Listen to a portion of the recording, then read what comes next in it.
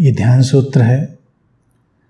Meditation is tapping and tuning into your own uniqueness, अर्थात ध्यान तुम्हारी अपनी अद्वितीयता से जुड़ना और उसकी लय में आना है।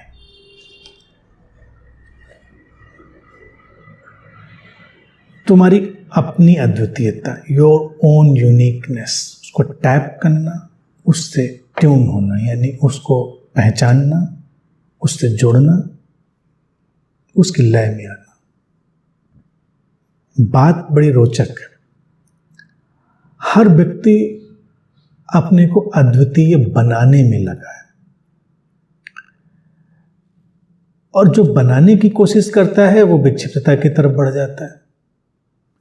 मैंने हमेशा ये बात कही है कि जो चीज़ें नैसर्गिक होती हैं, नासमझी में वही विकृतियां बन जाती हैं। अस्तित्व ने हर किसी को यूनिक बनाया है, अद्वितीय बनाया है। यहाँ कुछ भी एक दूसरे जैसा नहीं है। दो पत्ते एक जैसे नहीं हैं, दो लोग एक जैसे हो ही नहीं सकते। अब क्या होता है कि ये यूनिकनेस तो अंतर्निहित है, इंट्रिंसिक है, ये अद्वितीयता। लेकिन व्यक्ति जब इस मौलिक नैसर्गिक अद्वितीयता को नहीं पहचान पाता तो इसका एक विकृत स्वरूप उसके ऊपर आता है, जब वो अपने को अद्वितीय बनाने की कोशिश करता है, स्थापित करने की कोशिश करता है, सिद्ध करने की कोशिश करता है कि उसके जैसा कोई नहीं, और ये उसके अहंकार को हवा देने लगती है बात। एक झूठा अहंकार उसके भीतर निर्मित होता है, जो दूसरे अहंकारों से अपने को श्रेष्ठ साबित करने की कोशिश में लगा रहता है। आम व्यक्ति का जो सारा संघर्ष है वो इसी बात में है कि कैसे हम दूसरे से अपने को श्रेष्ठ साबित कर दें। ध्यानी तो ध्यानी अपने को श्रेष्ठ साबित करने में, गुरु हैं तो वो अपने को श्रेष्ठ, गुरु तो गुरु है ना, वो तो समझ के साथ है, उसमें श्रेष्ठ अश्रेष्ठ क्या है। गुरु न करे तो शिष्य कि मेरा गुरु बाकी गुरुओं से अद्वितीय है, श्रेष्ठ है। क्यों अद्वितीय है? क्योंकि दूसरे वैसे नहीं है। हाँ तो ये तो है ना, इसमें कौन सी खास बात है? इसमें तो हर कोई ऐसा ही है, कोई भी किसी दूसरे का जैसा नहीं है, तो ये कौन सी विशेषता हुई? नहीं, हमने अब उसमें गुण आरोपित किए हैं, हमने उसमें अपनी मान्यताएं आरोपित की हैं, और मान्यताओं और गुणों को आरोपित करके हमने वो अद्वितीयता पैदा करी है। वो अद्वितीयता मनुष्य की विक्षिप्तता है। उससे हटकर सूत्र कहता है अपनी जो नैसर्गिक अद्वितीयता है उससे जुड़ना, उसकी लय में आना, वही ध्यान है। अब ये इतनी सहज घटना है कि व्यक्ति की सारी आपाधापी गिरती है, सारी भागदौड़ गिरती है, अपना पूरा स्वीकार आता है, और अपने पूरे स्वीकार के साथ सब कुछ का, हर किसी का पूरा स्वीकार आता है। क्योंकि तुम अद्वितीय अगर हुए तो सब कुछ अद्वितीय हो गया। ये पेड़ पौधे, ये पशु पक्षी, ये मनुष्य, कोई भी, तो तुम्हारे लिए तो बड़ा ये विस्मय का और आनंद का विषय हो गया। तुम जहाँ बैठे हो वहाँ तुम इतने आनंद में हो, क्योंकि तुलना का कोई यहाँ पर प्रभाव नहीं है, कोई द्वंद्व नहीं है, महत्वाकांक्षा का कोई बुखार नहीं है, किसी से आगे जाने की कोई प्रतिस्पर्धा नहीं है। तुम जहाँ हो, जैसे हो वैसे हो, जहाँ जो जैसा है वैसा है, समस्या ही नहीं कोई। ध्यान इसी गहरी अपरिसीम शांति और आनंद का नाम है। ये घटना आती ही तब है जब ये समझ व्यक्ति अपने भीतर बिठा लेता है।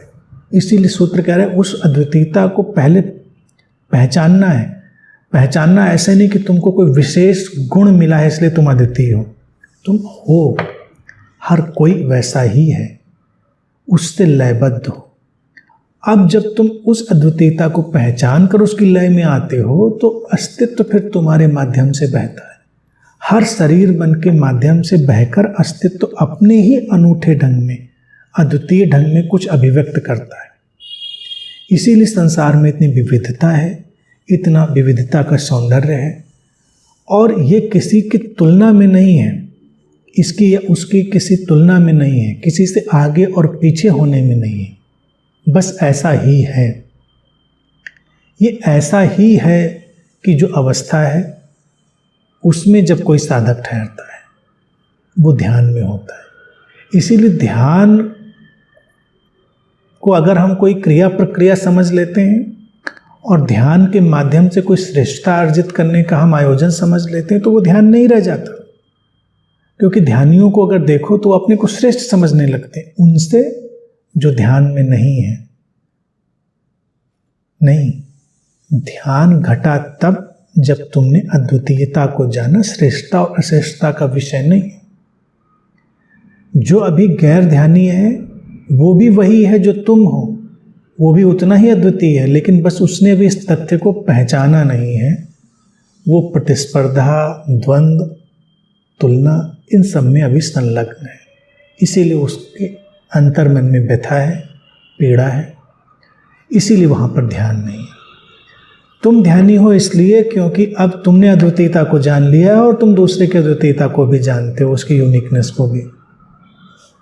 बस ये अंतर है।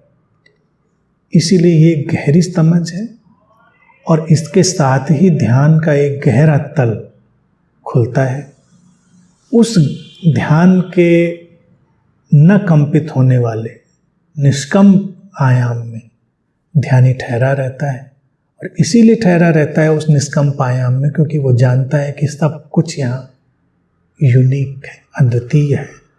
तो कोई आपाधापी, कोई बेचैनी, कोई चिंता, इस सब की कोई भी आवश्यकता नहीं है। वो पूरी तरह विश्राम में हो सकता है। पूरी प्रकृति विश्राम में है, वो भी गहरे विश्राम में।